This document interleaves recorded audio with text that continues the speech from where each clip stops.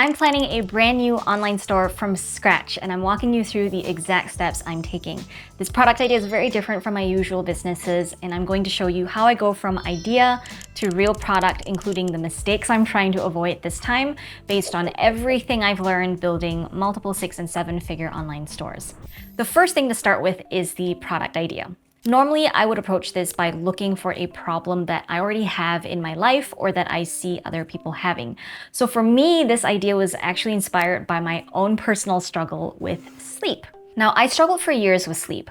I've tried all sorts of things, including different supplements and vitamins, blue light blocking glasses, better sleep hygiene, and like relaxing pre-bed routines, eye masks. And I've also tried melatonin, but even at a microdose, it just makes me depressed. So nothing worked for me. And then I created my own personal cocktail of vitamins that I now take every day that helps me sleep better. And personally, I think sleep is crucial for getting so many other things to work well, like your emotional health, nervous system regulation, your overall productivity in my day, and just being a happier human being. There are several reasons why I want to get into the supplements business. Number one, I love biohacking, which is all about optimizing your mental and physical bodies so you can be your best self in as natural of a way as possible. I get it from my dad, who loves it too, and we both share the same philosophy. So we believe that we can usually create everything our bodies need by ourselves with proper nutrition, but it is normal to have deficiencies, and sometimes we need outside help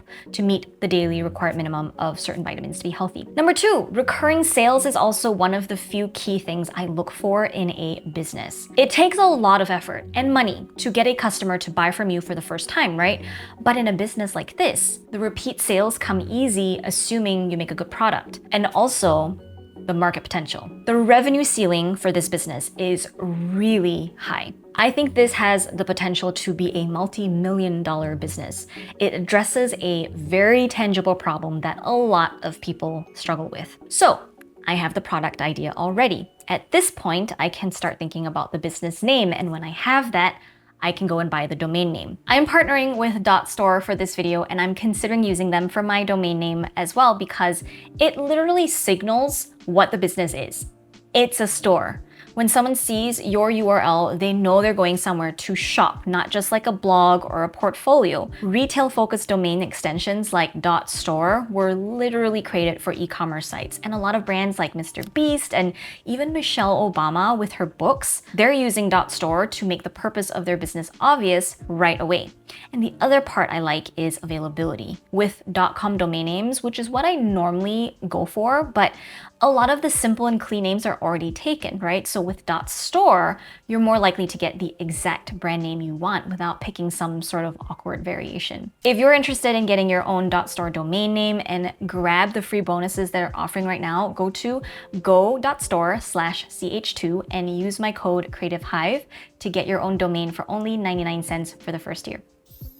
I know a lot of people have problems sleeping as well, so naturally there are already many existing solutions and the competition is hella saturated.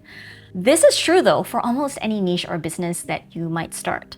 For a while, that did make me feel nervous and less excited. I mean, a lot less excited about starting this project. But I want to plug ahead anyway because I am connecting this business back to my why, my purpose, and the intention behind it. This is so important to me because I believe in the diversification of businesses. If you have watched any of my previous videos before on multiple income streams, you know I talk about this a lot and how important it is. As a self-employed person, it is very dangerous to rely on a single revenue stream.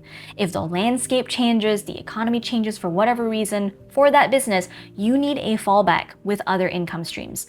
This is my way also of building wealth. I have some specific financial goals that I want to meet this year and in the next 2-3 years. Like, we might also want to start a family soon and renovate our home and buying my parents in Malaysia a house because right now they've been renting for years, but they're worried their landlord might just kick them out for no reason. I want them to have a really good quality of life in their final years, right? Wait, that makes it sound so bad. They're not, I want them to have good quality of life and they're not getting any younger. So how can I make a lot of money in a short amount of time? that's my mission. So basically, a lot of the next milestones in our lives require a lot of money. Like, I'm not gonna get into real estate, and I know a lot of people do that, but because that's a long game and it's also not my strength. But business is something that I'm really good at. That is why I'm choosing to go deep and wide in business. I always tell my students that some competition is a good thing because it proves your product is in demand.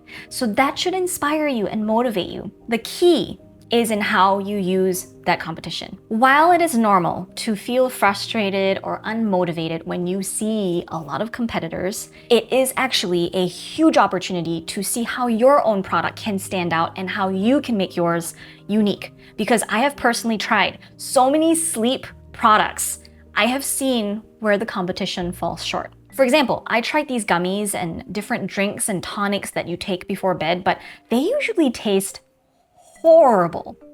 And that makes it really challenging to consume. It's also inconvenient to have to make a drink, right? What if you're traveling where you can't simply boil water or you don't have a cup? There are a lot of people who don't mind that weird vitamin taste, but my product will be for people who do care about flavor and want something that is easy to consume. Another factor is it is scientifically proven that eating close to bedtime can disrupt sleep and metabolism and make you more hungry the next day, which can lead to weight gain, right? So my point is, even though there are different ways to solve sleep, they're not all made equal. Can you see how this is an exercise in showing you how to find ways to make your product different, or for some people, even better than the competition? So to summarize, number one, start with the idea. 2, use the competition to see where there is a gap in the market. 3, come from a perspective where you are your own customer, right? Many artists and creatives start businesses this way. You are your customer.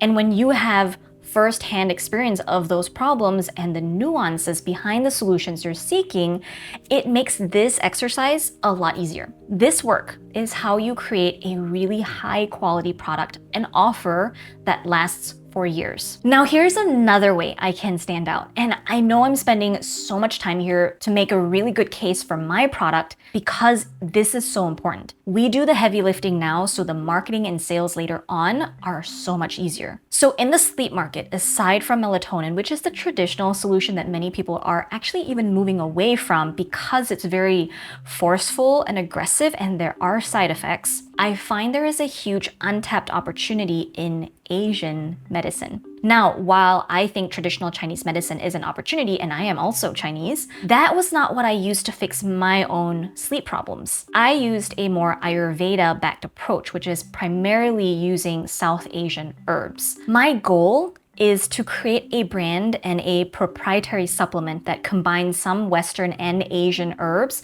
together for people who have similar constitutions and sleep problems as I do. I'm basically creating the product I wish existed in the market. Now, in my research, I also want to get a sense of the average price point for my product and other similar health-based products to establish a baseline. I'm not necessarily looking for the cheapest option because, price is not the only consideration people make when shopping. I'm also looking for the highest price point from a successful business. So I always want to coattail off of businesses that are already successful because success leaves clues. And I'm not saying go and copy other people exactly, but I want to understand the why or the intentions behind their decisions and use that same way of thinking to my own business. If you want the roadmap for exactly how you can set up your own business from the beginning, like I'm teaching here, but in more detail and how to apply it to your own business, I teach all of this in my free workshop, okay? So I break down the entire exact system that I use to build profitable online stores that don't take decades to figure out so you can make sales easily from day one. And you can sign up for that in the description below. The next step is contacting labs or companies that can handle the custom formulations for my supplement. So since this is primarily Ayurveda based, it helps narrow down my search. So to find partners, I can go into Google and type in keywords like Ayurveda custom formulation products, and then work through the list of companies that come up. I can also tap into any leads from my own personal network, such as friends who have gone through Ayurveda certification trainings. One friend referred me to an Ayurveda doctor she used to see in Los Angeles, and another friend who recently got certified is helping me look into different leads as well. Now, when it comes to selecting a partner for product development, I am paying attention to one, capability. So I will give them a list of the herbs that I want to include and why. And if a company cannot carry those specific items or they cannot find replacement ingredients to solve specific symptoms, then they are automatically removed from my list. That's the first thing. The second thing is, of course, pricing and terms. I am, of course, interested in the cost per bottle or the cost per pill, but I am especially focused on the minimum order quantity. At this stage, it is not just about the cheapest cost per unit. I want to keep the business lean because starting a business is risky and I don't want my cash tied up in inventory that may not sell, right? So if a company has a much lower minimum than another company, I would actually consider that first company first, even if their cost per unit is higher. Beyond that, I also care about what a company can do for me with really large orders. On the upside, if my business really does well, I want to know how much profit I could optimally make in the long term. If I'm ordering 10,000 bottles, I want to know I can get a really good price. Generally speaking, I am aiming for a 4x profit based on the cost of the product. This cost should include the cost of supplies and then of shipping the products to me or to a fulfillment center who will do shipping for me. So if one bottle costs $10 to make and ship, then I need to sell it for $40 at the minimum. A 4x profit is my bare minimum I would look for because there are so many other costs to doing business, such as your overhead costs. These are like admin and legal fees, running a website, marketing, which is a significant cost that can go from anywhere like 30 to 60% of your revenue goes just straight into marketing, building a team potentially, fulfillment and shipping costs, discounts or sales throughout the year if I want to offer those. If I can't get the margin at the starting point, I would like to aim for it within the first year. So initially, you may not be very profitable because you are ordering smaller minimums and there are higher upfront costs for a lab to make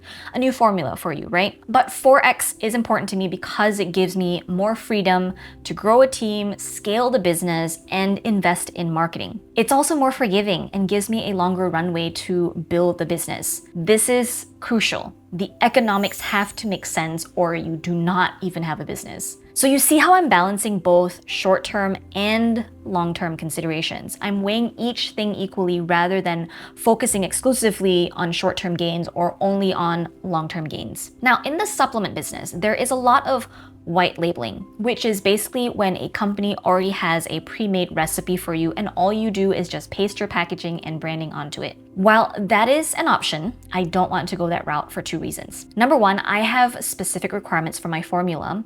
And number two, it is not helpful for long-term competition. If my product can be easily ripped off and sold by another company, then I have no moat. And if you've watched my other videos, I have talked extensively about what a moat is.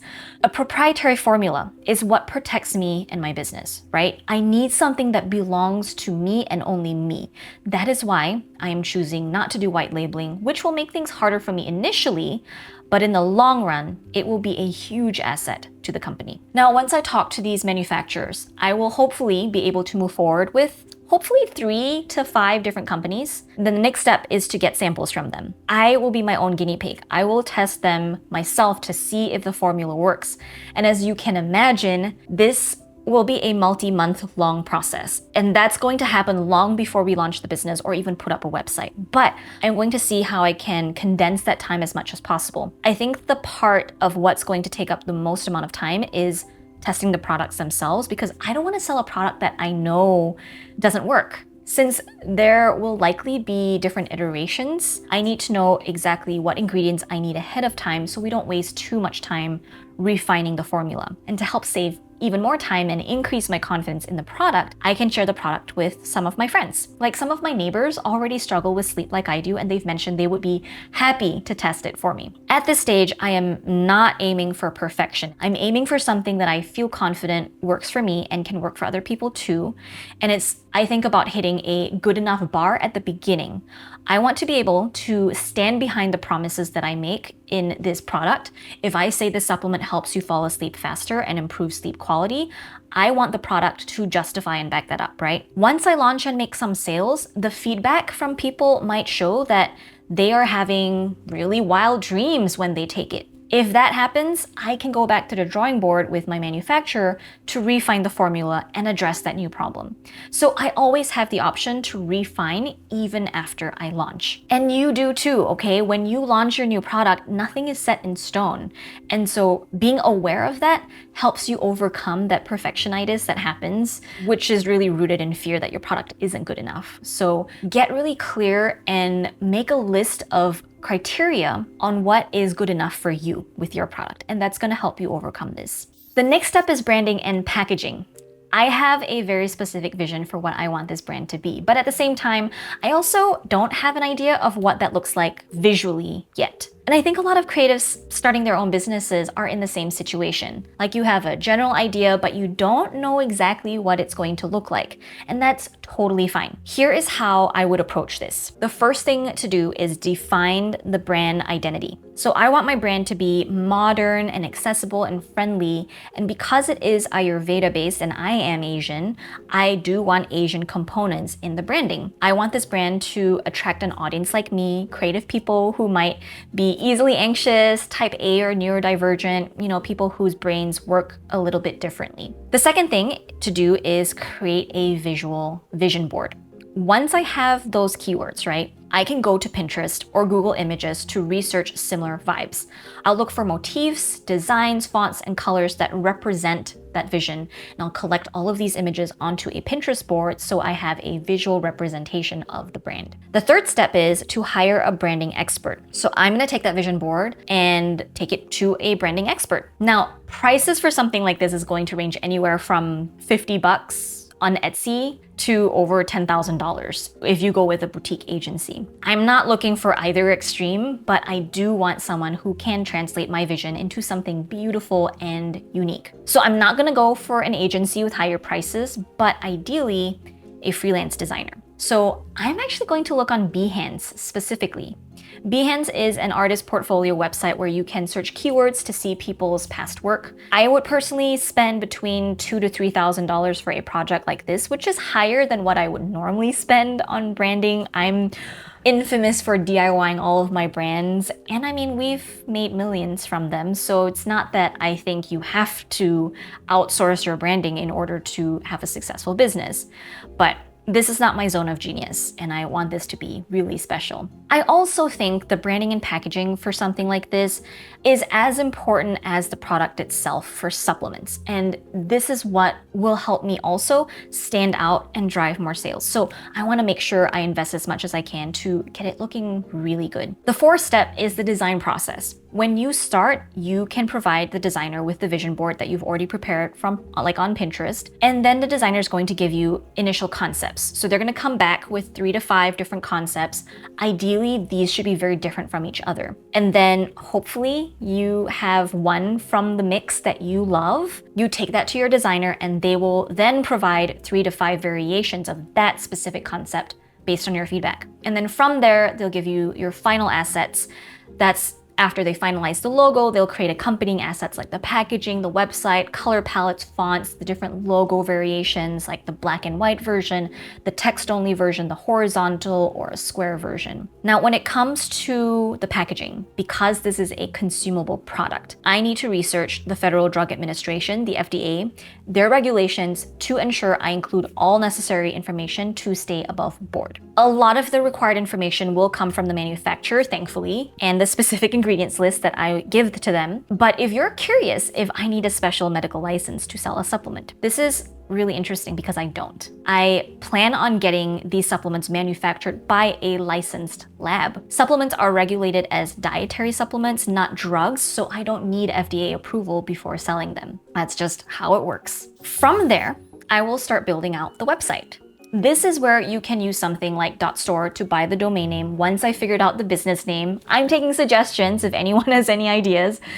And I could use something like Hostinger or Shopify to set up the website. It will not take a huge amount of time, especially since I've done this a few times now, probably just a weekend to a week of work for me, but I also have to get really good product photos and videos. So I'm gonna head back to Pinterest to get some inspiration for photo shoot layouts, styling, and props that other people have used, and then do some research on any supplies that I might need for the shoot, like the props or the backdrops. Then it will just be an afternoon of work to do the shoot. I might outsource the editing. Actually, no, I will outsource the editing to someone on Upwork because that can be very time consuming and I'm honestly not very good at it. So I'm focusing my energy towards my zones of genius and then outsourcing the rest.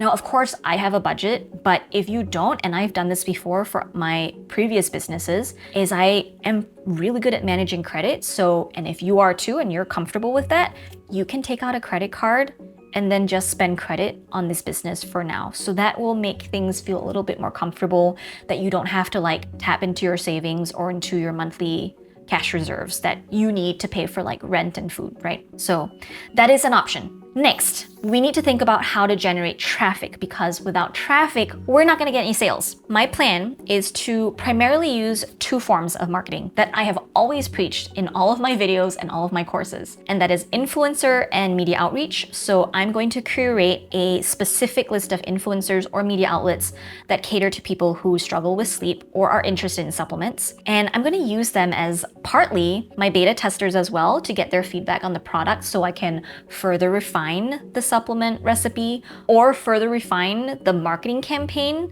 like the copy that I might use, the messaging, the positioning. Ideally, of course, I would also love to have their positive feedback to use as social proof on my website. This is going to help build confidence for other customers so they are much more likely to buy. So these influencers will become, hopefully, evangelists who help spread the word to their own audiences. I might use those sites that make it easy to reach a bunch of influencers at once, but those will for sure cost money. I also have a marketing assistant who does media outreach for Tiny Hands, my very first jewelry shop. So she knows the process and can help me out there if I decide not to use a third-party service. The second thing I'm going to do for sure is paid advertising. So I'm going to use Meta and Instagram to start with. And then once I get some assets in like influencer, UGC videos and photos and their testimonials and feedback, then I might add on TikTok, Google, and YouTube ads later. And I already have a team that I trust and love who work in my existing businesses to help create the ads for me. So now I know I barely scratched the surface on media outreach here, and it's what I recommend everyone to do instead of social media, especially if you have very little budget for marketing. Because why spend all your time building your own social media following by one follower at a time, knowing your content will only ever reach like 1 to 5% of your following later, when you can have someone else do your marketing for you to an audience that they already took the years to build up themselves. I have another video where I go much deeper into how that actually works, why it's still underused, and what it looks like in practice beyond just sending a few emails. So click on this next video to watch that next.